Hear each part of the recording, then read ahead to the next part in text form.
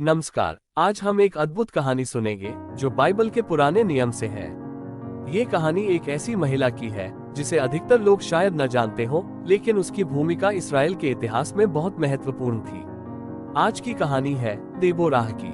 Israel एक कठिन समय से गुजर रहा था। कनानी राजा याबिन ने इसराइल पर अत्याचार कर रखा था। उसके सेनापति सिसेरा के पास 900 लोहे के रथ थे, जिससे इसराइलियों को बहुत डर लगता था।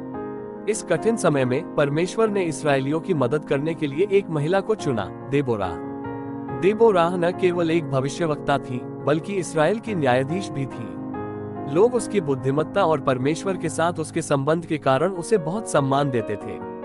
वो हमेशा परमेश्वर की इच्छा को जानने की कोशिश करती थी और उसके अनुसार न्याय करती थी।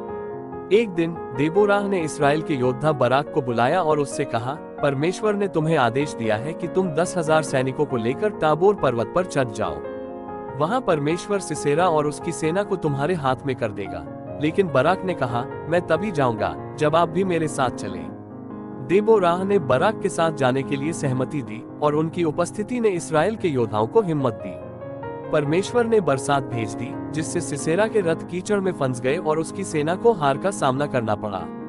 सिसेरा भाग निकला, लेकिन अंत में उसे भी हार मिली। इस महान जीत के बाद देबोराह और बराक ने एक विजयी गीत गाया, जो इसराइलियों की यादों में हमेशा के लिए बस गया। इस गीत में उन्होंने परमेश्वर की महिमा की और उसकी अद्भुत शक्तियों का बखान किया। देबोराह की इस अद्वितीय भूमिका ने इसराइल को आजादी दिलाई और उसे इतिहास के पन्नों में अमर कर दिया।